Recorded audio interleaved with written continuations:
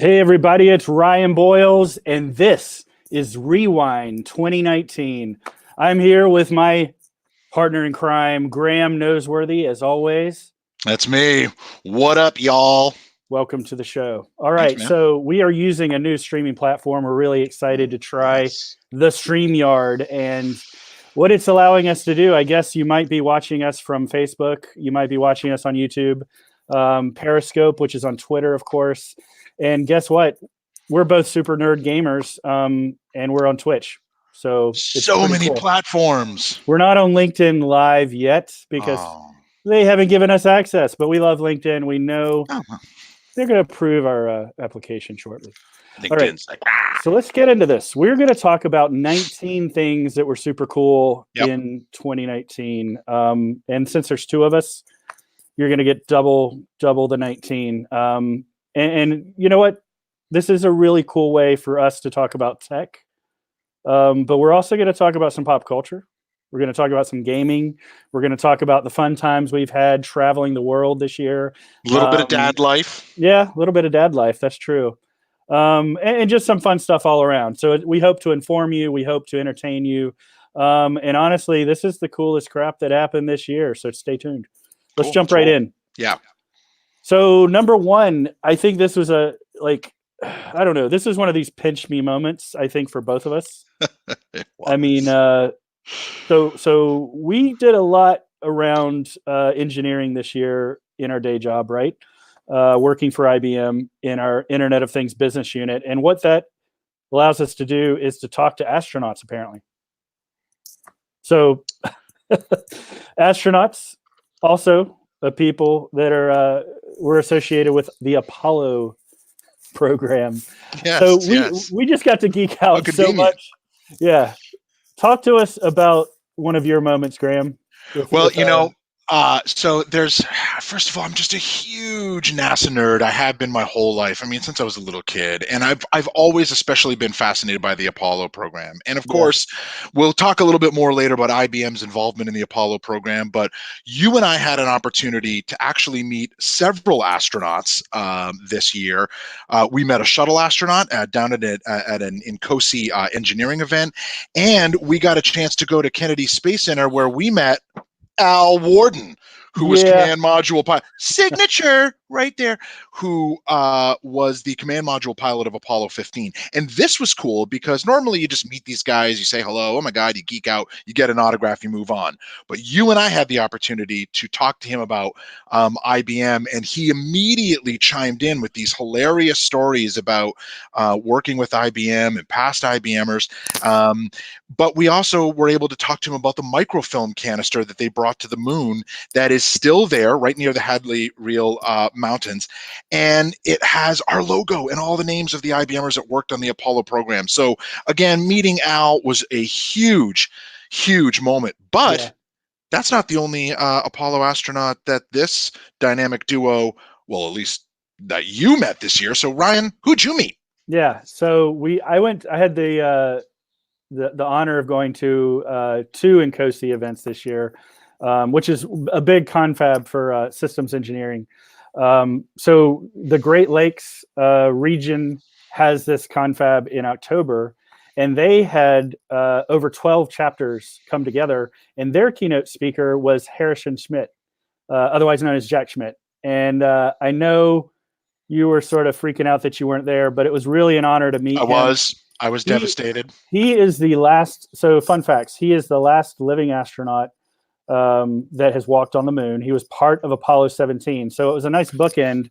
We worked on the Apollo 11 commemoration earlier in the summer, and then to talk to him was just an honor. And honestly, he is also the first scientist, not Air Force jock, that was an astronaut that went up and was on the moon. And so the only scientist. The only one yet. The cool thing, and this is a preview. This is the preview of the QuickBytes show that we're going to release in January that features Jack Schmidt. He's actually working with NASA today with lunar samples, core samples that they gathered on that mission that they're now studying to get ready for Artemis, which everybody knows. is the next big thing for us to go back to the moon and stay on the moon and work on the moon and live on the moon. So he was just a joy to talk to because, we're geeking out about the So cool. lunar particles and everything, and side stories about his adventures driving the lunar buggy around the surface, Coolest. which is just incredible. Please don't make me correct your terms. I'm sorry. You're going to nerd out about this for an hour, and we got 19 things to go through. So let's go. Let's go. Next one. Let's talk about. This is a little bit work related, but if you haven't seen, Graeme and I host this talk show for IBM that we like to call QuickBytes, and we just wanted to give a couple of shout outs to some of the key guests that we had this year. We interviewed dozens of guests. We've produced over 50 episodes of QuickBytes over the last couple of years. And Graeme, why don't you give us a shout out for one of your favorite guests? Yeah, one of my favorites. Well, there's a couple, right? There's like the serious guests where I had some really fascinating conversations, like Dr. Larry Kennedy, where of course we talked about Apollo, which was that conversation actually took place not far from the actual anniversary.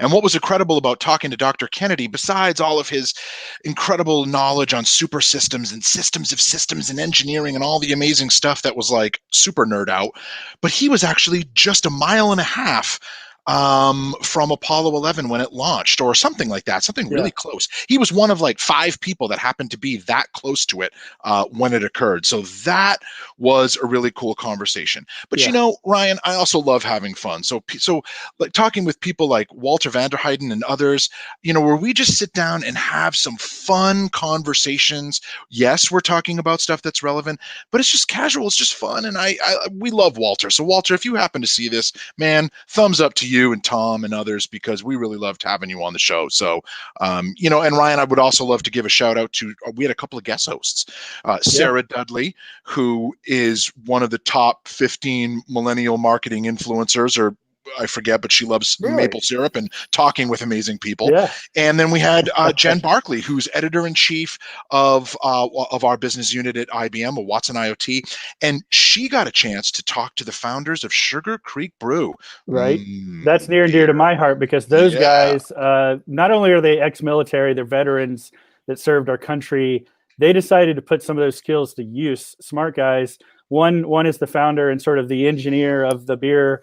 And they love Bavarian, and they are based. They make Bavarian-based American brews down in Charlotte, North Carolina, and now they're using Watson-based AI to help make their bottling consistent, which not only saves them a bunch of money, but that's the key to craft, beer. That's the key to making beer really good, is the consistency of that flavor in the process. So amazing story. Go watch these shows. The last shout out I want to give is I got the honor to sit down in April with Kevin Ashton.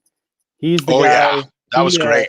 So he coined the term Internet of Things. Like, we're not here if it weren't for him and doing the father of the IoT, the godfather of IoT. So we had a super deep conversation about sensors and what it really means, what IoT really means, right? Because a lot of people look at it as this buzzword, as this acronym that maybe IBM just invented, right? But that's not true. And he's done research with MIT, funded by IBM and others, into the RFID tags that were, a part of the early ways that things were connected and using analytics. And, that was, going on 15, 20 years ago. And look at where we are now. 15, 20 years ago. We're not quite that old, are we? I think we are. No. That was a cool conversation. If you haven't seen that one, folks, make sure you do it. Now, Ryan, let's move on to number 3. We had some pretty cool passion projects here at work. I know it actually looks like I'm in a cave today. Ryan's in his studio in Raleigh. I am in a hotspot conference room here in the Littleton Mass Labs. And we got to work on something truly amazing, which was the Apollo 50th anniversary. Ryan, tell us a little bit about that. Well, this was something that, like you said, was, an opportunity for you and me to just raise our hands and say, hey, IBM, we know some stuff, and we'd love to work with the IBM Archives team to geek out about said stuff and really tell the story of what was done back then 50 years ago to get ready for the first moonshot. and then tie it to current day technology, right? So Yeah. we had the honor of working with the IBM corporate social media team. Shout out to Nicole, shout out to all the designers, and then also with your boy Campbell, right? Yes, Max Campbell from the archives team. Oh my God, that was amazing. So we uncovered all of these mind-blowing, photography that Max is the steward of up in Armonk with the archives team, and we got to sort of sift through and decide these are some things that people have never seen to show, the correlation between the navigation unit or different pieces instrument unit, right? For the Saturn V, things that were done, in Houston, in the Glenn Lab, all of these incredible things that IBMers were a part of, and then tie that to current day technology, like the technology that they're using to test the Mars rover to go to, the next mission with IBM Engineering Suite or things of that nature. So it was just really, really cool. It was fascinating to see some of those photographs, all, like you said, the buildings, the technology, the people, the astronauts, and then creating that then, now, always methodology, right? Like, let's talk about what we did then. How does that tie to something now? And I look forward to carrying that forward as we go on throughout 2020. Because we're gonna be carrying that forward. Retro tech, it's a hot thing. It is a hot thing. Now, Ryan, what else is hot right now? I think we all can imagine. And I don't know if many people have heard of it, but it's this little thing called Star Wars. So let's talk a little bit about that for a minute. I've got my buddy here, right? I've got a co-pilot. So fun fact, I may own close to 20 to 30 different versions of R2-D2. This is the Sphero droid that you control with your phone, of course. Well, that's little amazing. BB-8 that goes with it. I used that to hack the droid. I'm listening. Use the Google technology, some of the IBM technology, Node-RED, to actually program it so that you can talk to the droids and they do stuff. That's amazing. Anyhow, that's incredible. But I actually just got to see the movie also, which was I found it a little emotional. I may have been crying at times. I'm not afraid of my emotions. I feel you. And it was like, I've lived with this story my whole life, and now people are dying, and she's this and he's that, and oh my God, well, we're not going to get it. Let's save that for another stream. I know what you're saying. I'm conflicted, so we need to have a whole stream for that.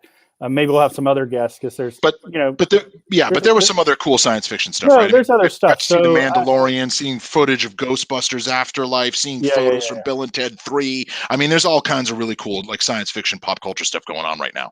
All over the place. Baby Yoda. Oh my! Who? Never heard of that. So my funniest holiday story was I'm trying to find a last minute gift in Walmart, and there's these two guys wearing full bib overalls, camouflage, that look like they just came out of the woods, and they were like, well, she said that all she wants for Christmas is some Baby Yoda. And then they looked so dejected because there's no merchandise yet because they were keeping it a secret. And all you saw strewn across the aisle was like, it looked like a graveyard of droid toys, like the Dio and BB-8 and other. So kind of never underestimate a droid. Single tier, but I'm an R2-D2 guy. So let's talk about something. Let's talk about some inspo. As the kids call it. Inspirational. Moving on to number 5. We've been to so many places this year, so many conferences. I just wanted to dive into what are the things that made you sort of sit up and pay attention when you heard some of these folks on stage this year. Yeah, well, I'll go back to Dr. Kennedy that I was talking about, right, when we met him at Nkosi. And one of the things that when you go to conferences, you see all the time, it's people have a presentation, they go in, they deliver their presentation, or it's a panel, they ask questions, and it's sort of the same shtick every time, right? Yep. And there's value to that, and that's cool, I guess. But what I liked was I got to see Dr. Kennedy actually really connect with an audience. And in fact, at one point, he actually just kind of threw his presentation away and just sat there and had a conversation about ethics and engineering. Yep. And what that really means to people and how that affects their lives and their job. Yeah, I mean, it was this mind-blowing moment. And what I watched was all these people standing up and sharing these really powerful stories about ethics and engineering. So I like that. I like the idea of connecting with the audience. And then the other thing I saw this year that I actually just saw it the other day that really struck me. It's not from a conference, and it's a TED Talk from actually, I think, several years ago. Several years ago, yeah. Was Adam Driver talk from Kylo Ren, Star Wars, and other things I understand he may have done as well. Marriage Story, hello. Oh, yeah, he's hitting the wall and all that business. Was talking about his path from the Marine Corps to his life in acting. And besides the fact that it's an inspirational presentation and it's very genuine, which again, I love that, very genuine, connect with your audience. I just had no idea he was a Lance Corporal in the Marine Corps. So you and I both have a real affinity to people that serve, and man, that hit all the feels, brother. Heck yeah. Well, the one I wanted to give a shout out to was Tom Peters. So if you don't know who Tom Peters is, you're going to have to go Google it. But he of all the keynotes, and this is not a slight to anyone, Google, but of all the keynotes that I watched, that I witnessed this year, it was like a splash of cold water on it was like a slap in the face. It was like a kick in the pants. And he was basically talking about how we've lost our way with, like you said, corporate ethics, with how we build things, with how we deliver customer service, with, he has written the book on this, and he's interviewed so many successful people. He argued with Lou Gerstner back in the day, to give it an IBM tie-in.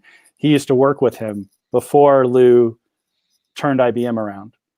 And so it was just incredible. I did a live tweet coverage a couple of weeks ago. Go back, check that out. We're going to put lots of this stuff down in the show notes, of course, but it made you wake up. Corporate wokeness. let's go on to number 6. As you've seen these speakers, as you've traveled domestically and internationally, my handsome partner there, what's some of the best advice you received all year? Oh man, you know what? I want to bring it back to, there's this current Twitter debate going on this week, in fact, about what does it take to succeed. Yes. And it's sort of focused on like the startup bro life a little bit. It's got tinges of that, of course. Yeah. But they're talking about, like, you have to work 1,000 hours a week. Like if you're not working 1,000 hours, you're not going to make it. You're not serious, and you're not going to change the world. So, you want to put in 60 hours, forget it. It's not good enough. But here's my thing. What I've learned is the work's going to be there, and it's all about timing, not how much time. And that's something that my pal Chris Brogan and I talked a lot about in December of last year. We happened to be at a conference together in Florida last December, and I just keep thinking about that over and over again. And he has this methodology where he has you pick 3 words that are sort of going to be your touchstones for the year, and we're going to talk about those at the end of this broadcast. But the advice of like trying to hone in on being present and the timing of things is a lot more important than how much time you spend on something. I like that. And for me, so first of all, it was that as well, right? I mean, totally work-life balance, what it takes to be successful. I'm with that. And but I also like all the conversation that's happening around dad life, right? Like I've got a really good friend of mine that I grew up with, this guy, Kevin Hoffman. If you don't follow him on Twitter, you please do.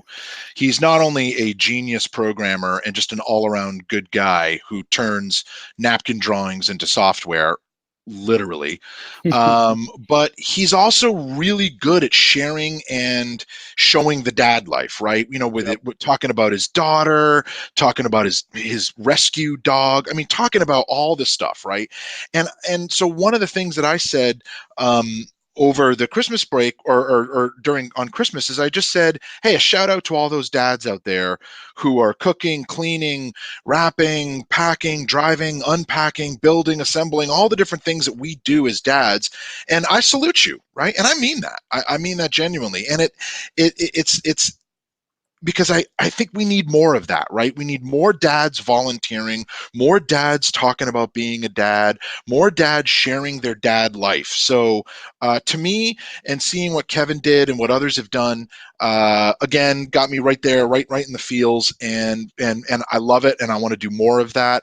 You know, I did a little bit of that with my Adventureman hashtag with my boys as they've been growing up, and it's been great. So that was for me. Yeah. And I think for us, this is making me think I want to do a stream with you and some other dads on this very topic, because yeah, it's great what you're doing with Adventureman. I've done a similar thing with my sons back when they were younger, and it social's a weird thing too, because it shows that it shows the picture perfect image of what people are doing, but then behind the scenes it's tough. I mean, yeah. you and I have had rough years personally with some things, and we're gonna, it's worth noting that in order to help others, you have to reveal the sort of the backside of that as well. Yeah, well, we'll get those dads together, and we're just a bunch of super friends. It'll be great. Oh, Perfect. This isn't working. Perfect. There we go. Now it's working. All right, let's switch gears and go back to let's nerd out about something that you're calling the hardware strikes back. Yes, the big trend in tech has been to talk cloud and multi-cloud and hybrid cloud and cloud, which unfortunately my father thought actually meant clouds, but that's a different story. And I think in some ways we got away from the amazing hardware that's actually out there. Now, you and I see that a lot, right? Not only through our then, now, always, especially if we look at what's going on with Z Systems, which is still, I mean, the power of the mainframe, right? And if we think about Summit, the world's one of the world's most powerful computers, as IBMers, we see that a lot. But I don't think that's necessarily always seen on the outside. And one of the trends that is a big hardware discussion right now is quantum computing, right? Which we all know will inevitably lead to Skynet, I'm assuming, and then the destruction of mankind. But that's a different story. So Ryan, I just wanted to talk a little bit about the fact that hardware is hot again, man. Well, I don't know you and I both had the chance to see like the early days quantum computer that IBM has really, put out there in the public space for people not only to see like the body, the chassis or whatever, to like kind of blow their minds on this crazy machine doing these wonderful things. Quantum physics is being made available. Quantum computing is being made available to students and programmers and developers who literally, for signing up for an IBM account, can go in and sort of see what it means to program in that environment, which, yes, is hosted on the cloud. Yes, is a simulator, but this is those worlds colliding, right? Yeah, definitely. And I just, when it comes to quantum computing, I just think it's super cool. You quantum people out there will get that joke. Ryan. A fresh, hot piping cup of computing. So yes, I look, like we're gonna make some links available if you're curious and you want to get started with quantum in 2020. We're going to tell you more about how to do that and who the developer advocates are that are, PhD in physics, every single one of them. Yeah. Smart guys. And, there was that little kerfuffle, was it, with Google? What? Something about the quantums. What was it? The singularity? No, that's not something right. like that. I don't know. The supremacy thing. But, we smart people doing good things. And honestly, we've just got started. Yeah, man. So let's talk about gaming and game on, if you will. Game on. One of my favorite scenes with Wayne's World, Wayne and Garth, is when they're keeping it real with the game on. But let's talk about video games. I'm sorry, I'm playing the Oregon Trail. I'm trying not to die of dysentery. Wait, no. That's the earliest game that simulated the apocalypse. I mean, yes. Those people. I like how this thing looks like an old Mac too. I thought that was really clever. I love it. My nephew was playing with one of those. One of the hottest gifts that I got this year was a micro PlayStation. My nephew got a micro Sega Genesis, and all those retro games are coming back in these micro consoles, which isn't a new concept, but a lot of people are modding them and adding new games. I now have the entire PlayStation library on 3 USB keys. That's amazing. So if you're wondering what I'm doing after this, game on. Yes. Well, for me, I would say that my big video game moments of the year were, of course, playing Ghost Recon, both Wildlands, which we finished, and Breakpoint, which is amazing. And one of the things that I absolutely love, and if you follow me on Twitter, you'll see this, is in both versions of those games, we keep stumbling across what clearly appears to be retro IBM equipment, which we find all the time is really funny. A lot of it being sort of the big hardware mainframes and stuff that are in these old military bases. So we get a real kick out of that. But, I also got a chance to play the remastered Ghostbusters video game, which was a lot of fun to play. And then you and I went somewhere kind of cool in San Francisco. Oh, and Berlin too. I didn't even think of the museum. In Orlando, right? Yes. So basically what Graham and I do is oftentimes when we go to conferences, we got to find like, where do the geeks hang out, right? So we went to Super 7 in San Francisco, which is like nerd mecca heaven. They make custom retro action figures. If you don't know, it's amazing. They also in Orlando, we went to a video game arcade where I think we had a beatdown on Galaga.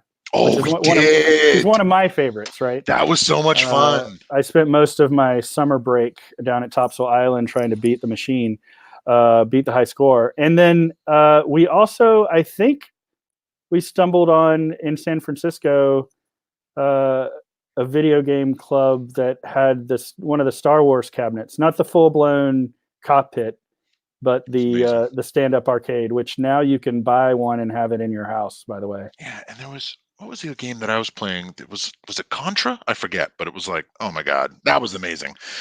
But we talk a lot about tech and video games. But we also, believe it or not, have families. So let's talk a little bit about how our kids are awesome. In our ample free time. There was something really cool that happened for me this year, which was my 15-year-old son got his first job. So I got to drive him to his first day of work. Yes, which, by the way, the cha-ching part is great. He's still on the payroll, but it's fine. But it was really cool to just ask him, like, hey, man, how was your day at work? Or, hey, we got to get going. You're going to be late for work. Those little, like, conversations, which you don't think about having them with your kids until you have them with your kids. It's just really, really cool. And so that was great. But also when he got his first paycheck, I mean, he just jumped in my car and was like, look at my paycheck, and it's my first paycheck. And he was so excited. Dollar bill, y'all. Yeah. And then so that motivated my other son, who's 13, to start thinking about getting a job. And now he's found this like RC hobby store because he's really big into RC cars, and now he wants to go and work there when the time comes. So I just think that it's just great to see this stuff happening, man. I mean, I'm trying to enjoy all these phases because it goes by so fast, but man, great accomplishments. And you had some great stuff go down with your family as well. Similar. Both of my boys, 17, 19. So I had one boy graduate high school in May. But for a couple of years now, he's been a barista at Starbucks, and my younger son also joined him. And so now, I met with the head of marketing at Starbucks at a conference I was speaking at last December, Madeline, shout out. And I was telling her about how I got the Boyles boys baristas. There's like, it could be a thing. There could be a calendar. Wow. I don't know, but they're in there slinging the bean. They loved it because of the teamwork at Starbucks, the sort of work, ethos they have with their team of folks that work in those, day in, day out on the holidays. Not everybody's so happy, but they are doing great work, making coffee and enjoying themselves doing it, and learning responsibility, right? That's what it's all about. That's great. I love it. Yeah, those are some grande moments. Extra caramel. All right, Let's talk about social media a little bit, because number 10 happens to be in our job title, I guess. So, We wanted to talk about like what's happening in. Not we're going to go deep on this with another show, but we just wanted to have a couple of shout outs to things that were kind of interesting, I guess. So why don't you start us off with that, Graeme? Well, so if you look at number 10 and number 11, right, which we're supposed to get to, we're talking about social and then top personal social media, right? But we'll start with that, with the sort of the big thing going on in social. I think there's kind of two areas. There was, of course, the whole Peloton debacle, which, by the way, I don't know if you looked at saw Twitter today, but it turns out that the boyfriend that, or the husband that is portrayed in the Peloton commercial, in real life bought his actual girlfriend a Peloton, which is making the rounds today, and everybody thought that was pretty funny. It's like, really, dude? But she seems to like it, so I guess that's good. Well, So there was the whole Peloton thing, but Ryan, I think more importantly than sort of the trends is if we think about the dangers of false advertising. We're heading into an election year. People really need to be on the lookout for that.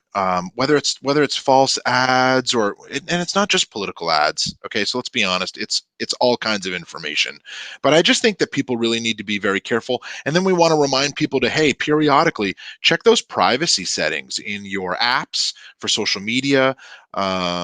Especially on Facebook and your browsers, but even those IoT devices, make sure you're using, two-factor authentication. And so I guess that's really it, right? There's the funny stuff, Peloton, and then there's the serious stuff, privacy. Yep.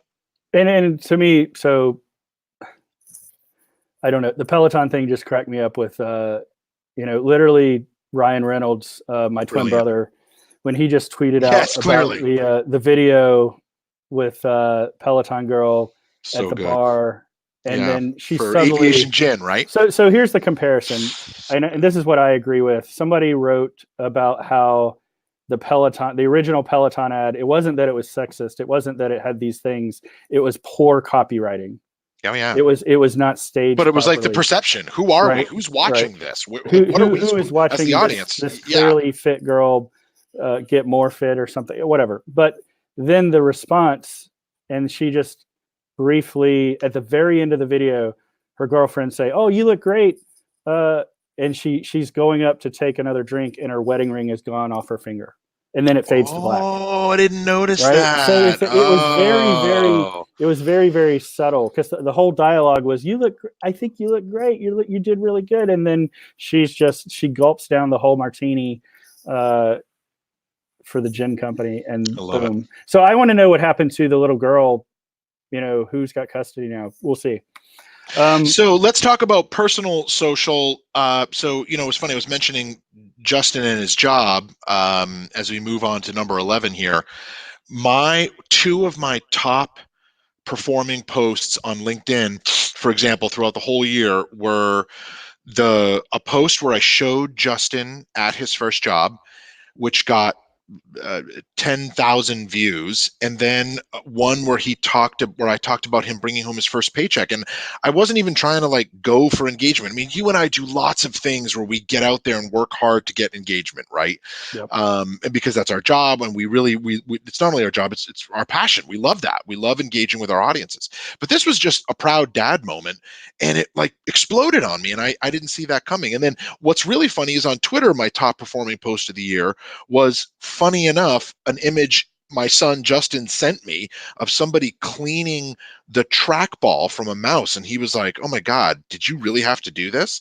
And I put that up on Twitter, and it got hundreds of thousands of retweets and likes and all kinds of stuff. And that, again, and Sarah Dudley, who we work with, she says it all the time. You never know what's going to hit.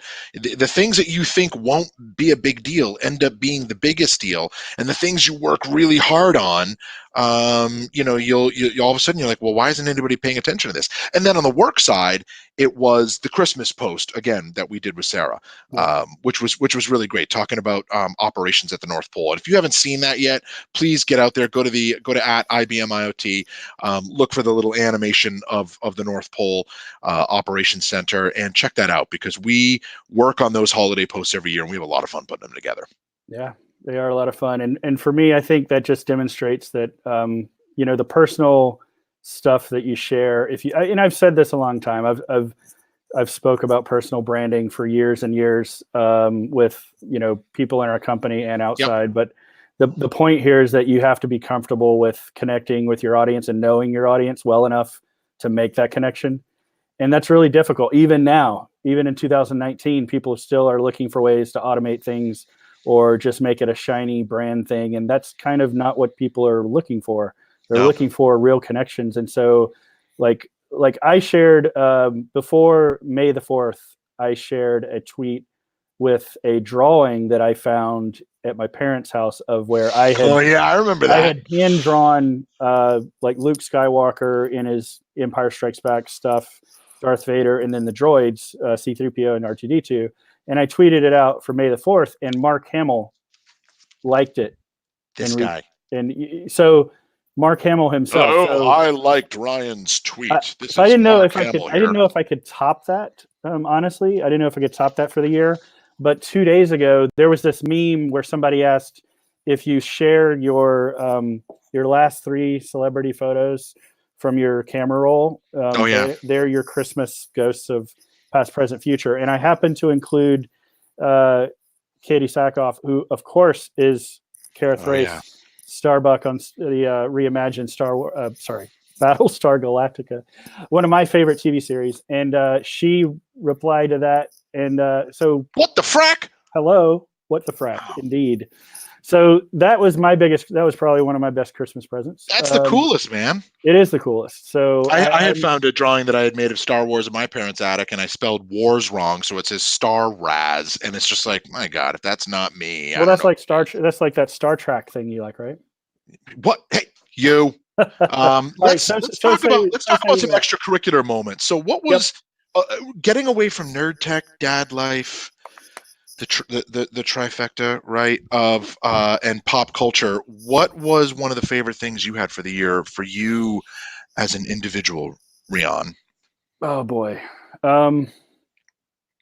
So most people know that I'm part of the traveling circus of people that are obsessed with the band called the Avett Brothers. And what? You?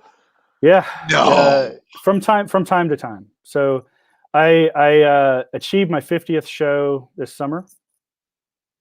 Scott Avett, the lead singer, came out in the audience and shook my hand. No way! Are you serious? I haven't washed this hand since. Yeah. Anyway, so he also is an artist that paints, and he's kept it private his whole life. Now he has a public exhibit at the North Carolina Museum of Art in Raleigh.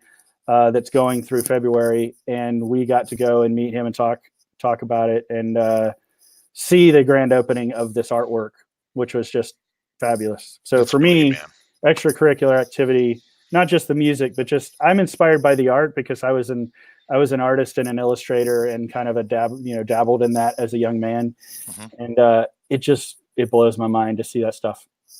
I love that. Well, I've got a little bit of an art connection as well. So in my spare time, when I'm not working or viewing films or doing the dad life, I'm also a bit of a history detective. And there were 2 things I got to work on this year that were pretty cool. The first one, which also is connected to art, was I did an extensive investigation into the life of my grandfather, who died when my mother was a teenager. I never knew him, but he was the associate director of the Montreal Museum of Fine Arts, and I was able to uncover about 400 pages of information about him and reconstruct the entire timeline of his life. I worked with the archivist team at the museum, and then I ended up going to the museum and seeing where he worked, and it was a really fascinating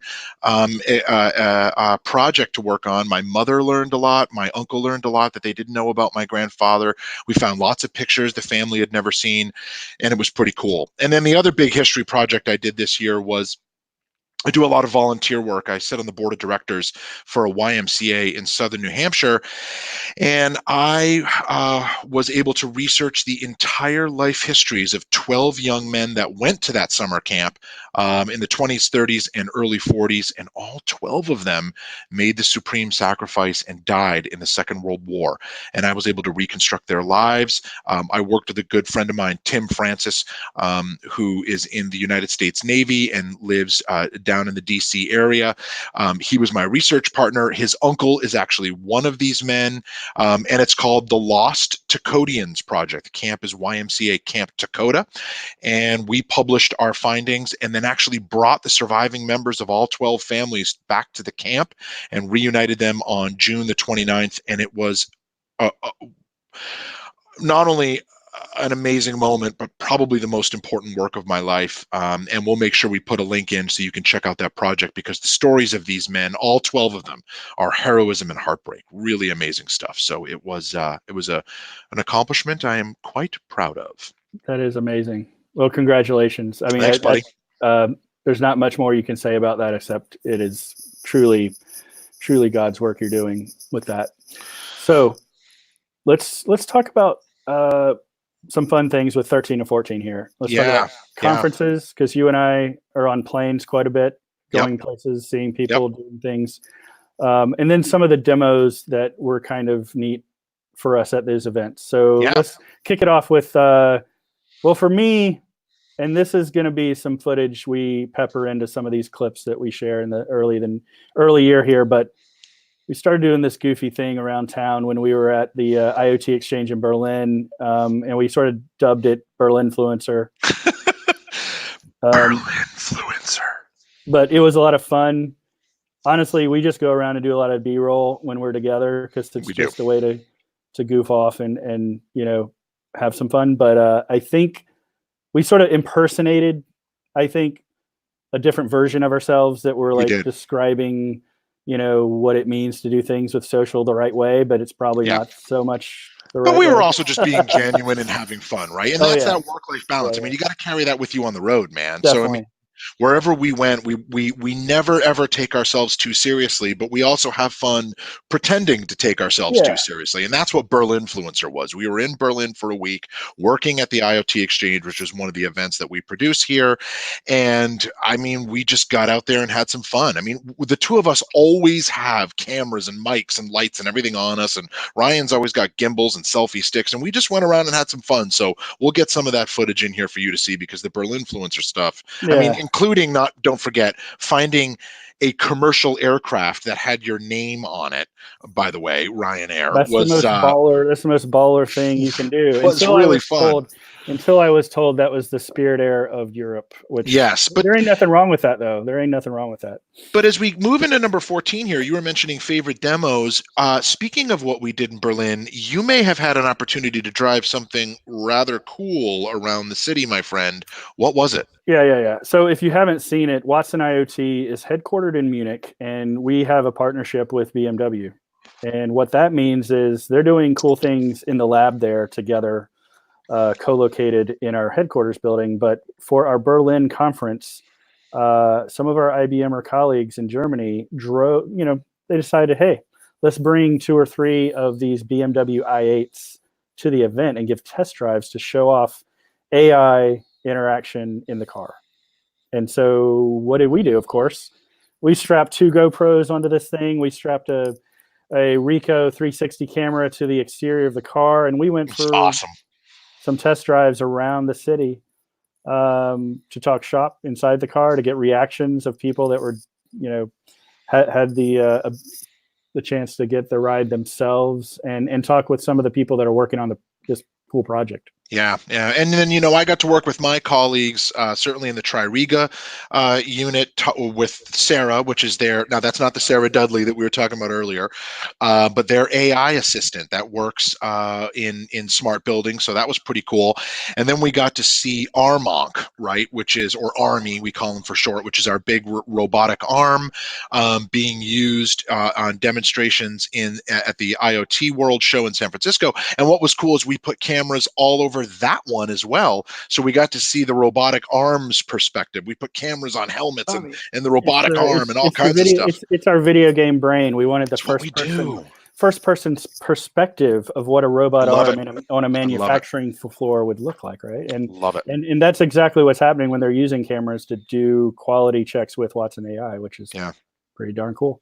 Now, what about number 15, buddy? What about some fun times, right? We've got our favorite sushi of the year, which I think, if you don't know us, we love sushi. So one of the traditions that Ryan and I have is anytime we travel anywhere, we always track down the nearest sush, as we like to call it. And it's either a first night or a last night tradition to either get us excited or to come down from a busy trip, or as we did on one of the trips, we just went every night. So tell us a little bit about that. I think we're regulars at that place in Orlando, but I mean, seriously, like we ate a metric ton of sushi in 2019.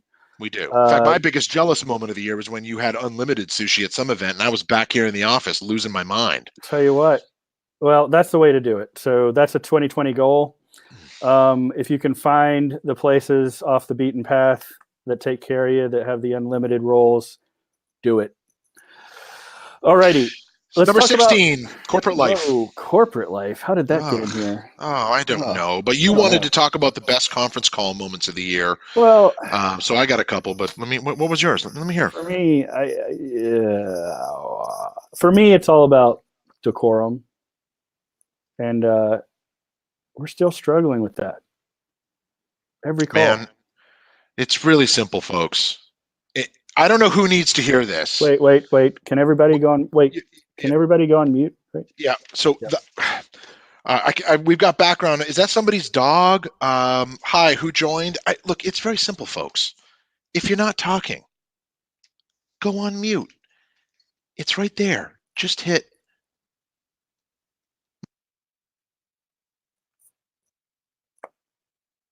And then you come back off mute when it's your turn to talk. It's called being a nice team player. It is. All right. So that's a goal. Maybe that can be a resolution for everybody in the new year. You know who you are. You know who you are. You know it's you. It's all of us. But it's also, you also had a bit of an incident, and I'm not sure if you're fully recovered yet, but I did. So I put on a little weight in 2019, and in the middle of a conference call, I was sitting in my home office actually, and my home office chair, it broke, and I mean completely broke. The support broke, the back of it broke, and I went tumbling back, but I was graceful enough that I grabbed the table and pulled myself upright and sort of sat there for a second, and I don't think anybody noticed, but the chair was permanently broken, and I had to get a new one that holds larger size humans. They have them certified for that now, I think, right? They do. All right. They do. All right, we got 3 more. Number 17, Nerd Out, and the top toy of the year. What? All right, you go first, because yours blows my mind. It's the coolest. I was able to get my hands on a test unit for a Swagtron Swagger Elite 5 electric scooter, which the reason I'm making such a big deal about this one is it also is capable of handling a very large human. Most electric scooters top out at around 220 pounds. I am way above 220. All right. And this one, so we were able to bring it to the office and test it out. We had a lot of fun with it here. My kids were testing it out. I actually got out. You were wearing a freaking cape and a helmet. I was wearing a Superman cape. I mean, safety we'll first. That footage in as well. Safety first, yes, but the cape was a nice touch. But the cape was a nice touch. So it turns out electric scooters are fun. They don't like going uphill with a large person on them, but honestly, I got 2 thumbs up for electric scooters. So plan your route, everyone. All right, my top toy of the year. I had a hard time with this one. For me, I got some LED shoes, and they're a hit. They're a hit no matter where I go. I don't care if you're 6 or 60. I mean, literally stopped in my tracks every conference, every dinner, walking down the street in San Francisco. I also got a LED umbrella. So when you open Blade Runner. Right. It looks like a Yep. lightsaber, basically, or well, like Blade Runner. I like to use it as a lightsaber, but it's really impractical for those purposes. But LED, all the things. That's what I'm trying to say. And Yes. you know what? It's fun to not take yourself so seriously. Like my wife hates it, but sometimes you just got to Oh, I nerd love it. out and let You your got freak, to. got to let your freak flag fly, as they say. You So got to. And that's as your what I do. personal publicist and photographer, I would just like to assure everyone that as he wears this stuff out in at conferences and around cities around the world, people go quite crazy, and we have to take a lot Well, of and photos. I'm not photogenic. Like my son says I have a face for radio, and so I have to use blinking lights to distract people. So That's all right, man. You how got I a do. face for radio and a body for hockey. It's all There we good. go. What about number 18, Trend Watch? You wanted to talk a little bit about IoT. All I wanted to talk about was just remind people to focus on privacy, right? Make sure you're checking those settings, like I said earlier. So tell us a little bit about the Internet of Things. Everything is connected. So I mean, we like to play games we like have wish fulfillment now, where you can just say it out loud in our house, and it miraculously either arrives or Yes. arrives in your inbox or in your Facebook feed for the low price of your soul.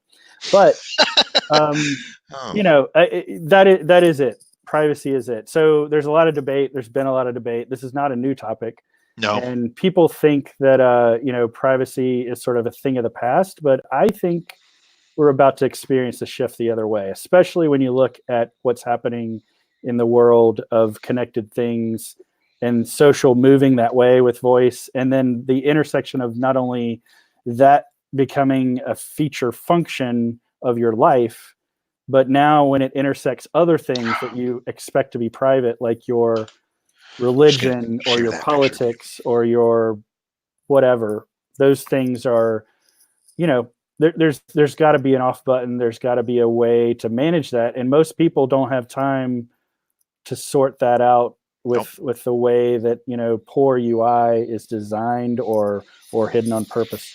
The privacy wars are coming, baby. You'll see. So they say when the user interface for IoT becomes invisible, we've achieved something, but it's got to be in that context where you still have control. Absolutely. So we've only got a couple of minutes left. Number 19, developers are awesome. So you wanted to give some shout outs to people who make things, and I can do the same. So kick us off, Ryan. Well, so I'm a developer, computer science background, and so for me, I just love seeing what people build. I want to give a shout out to our buddy Andy Barnes in the UK. Andy, there's a new Raspberry Pi model out, which I've been itching to get my hands on, the Raspberry Pi 4, and he programmed a LED Christmas tree, and apparently it's networked so that it's taking input from all over the world, and they're all synchronized. Everybody that has one is getting input to have the color show come from external devices, external input, other people. And really, isn't that what Christmas is all about? Bringing us together with a little bit of song, a little bit of light show. Remembering the with reason. our fancy red and green backgrounds here, by the way, we're very festive. There we go. So that's my shout out. I also want to give a shout out to all of the wonderful people at our Munich headquarters who are building amazing things and then wearing festive outfits doing it. I know they're so good at like doing. If you have not visited the Industry Lab in Munich, I mean, what are you waiting on? 2020 is your year. Yes. Talk to Annette. Let's do it. All right, cool. I just want to give a shout out. I know I mentioned him a couple of times, but once again to Kevin Hoffman and my other friend Gavin Morris. Right at the end, when we were getting ready to publish the Lost Decodians project, I was exhausted. I wasn't sure what to do. I had hundreds of photographs and hundreds of pages of information and just didn't know the right way to do it. And I called up my two old friends from high school, Northampton High, go Blue Devils. We sat down at a little cafe in Northampton, Massachusetts, where we all grew up, and I started talking. They both told me to shut up, and they had it figured out in 2 minutes. And within a few days, we had a site built. Gavin had walked me through everything I needed to do, trained me on how to do it. Kevin went through and kind of acted as a real great check and balance on the work. And the Lost Codians project went live shortly thereafter. And then I was able to maintain and continue to add to it throughout the months. So guys, I know I thanked you in my author's letter, and I've told you many times, but you're both a couple of brilliant individuals, and I not only appreciate your friendship, but I appreciate your willingness to just stand up and help. So Kevin and Gavin, much like I helped you to succeed in all of your Ghost Recon struggles, thank God you have me as a friend out there. It paid off. It paid off. It paid off. So from the Yeti mission, which those guys will understand how I brilliantly saved the day by entering the game at the last second and taking one shot, and jumping in. And so anyway, guys, thanks a lot. So there's two more shout outs. So if you haven't seen Industrious, you haven't subscribed, you might notice the Munich headquarters is on the cover of the latest issue. I also want to give a shout out to one of our colleagues, which we've had on our show quite a bit this year and the previous year, but Lisa DeLuca has another feather in her cap. Not only is she a distinguished engineer for IBM, she's also a master inventor. You all know this. Here, I'll make it look like I'm on a treadmill while you're talking, because every time she's always on her treadmill. She's done so much for STEM. She's an author. She now is the first She's a mom. woman. She's a woman. She's a mom, yes. She also is the first woman to be on the cover of Uptime magazine, and she wrote an article talking about digital twins and why it matters for your industry. And I think it matters for every industry. And it's another one of those things that people need to know more about. And she's leading the charge here in IBM to develop our strategy and our offerings. And it's just it's a nice way to get started. And frankly, it's a fresh voice in the space. I love it. And if you want to meet Lisa and find out more about all of her amazing work, you can join us in Orlando, March 17th and 18th, 2020. At the IBM IoT Exchange. So join us. So nice. Hey man, I gotta do my job, bro. I know. Bring it home. Hashtag IoT Exchange. Check it out. Before we wrap, Ryan, I want to hear your 3 words for 2020. Let me hear that. 3 words for 2020 are going to be calm, creative, and I think it's going to have courageous. Courageous is a good one. I'm going to take that one because I didn't have a very good word, but I like that one. So yeah, that's shout out for that one. Thank you. You got it. I have a bunch of F words that I want to sling around. Let me tell you about 2020. All right, give it to me. So kids, cover your ears because here it comes. No, I'm just kidding. So it's focus. Ryan, I don't think it's any surprise that I battle some pretty extreme ADHD in my life, and that is a daily struggle for me. But I also just want to retain a new focus on my job. I want to deliver some of the events that we're doing, social strategies and other stuff with as much excellence as I can bring to the table, but also in my work as a vice president and historian of the why. So I just want to be focused, right? I want to be focused. Fitness, I got away from the gym this year because of all the work I was doing, and it just, all of a sudden it's gone, right? So I've improved my diet and have worked hard on that, but I want to get back into fitness. To keto too, by the way. I think that's the way forward. You're gonna, buddy. You're gonna. It all started in that discussion back in Orlando, right? And down in the grotto. And then my last F word, besides focus and fitness, is fun. I want to continue to have fun. I work very hard to have fun in the workplace, make people around me laugh and have a lot of fun, certainly at home and during my volunteer work. But I also am getting this itch to do something like an extreme adventure, right? Something really fun, whether it's rock climbing or scuba diving or skydiving or going to one of the North Pole or the South Pole or something crazy, right? Like I want to do something like that. How about South Africa? Maybe there's a side trip there. Interesting. I think there's something happening in July, but okay. Well, Ryan, we've got 1 minute, 30 seconds left here. So I'm going to take 15 seconds or so to just say, thanks, man. It's so much fun being friends with you, even at a distance.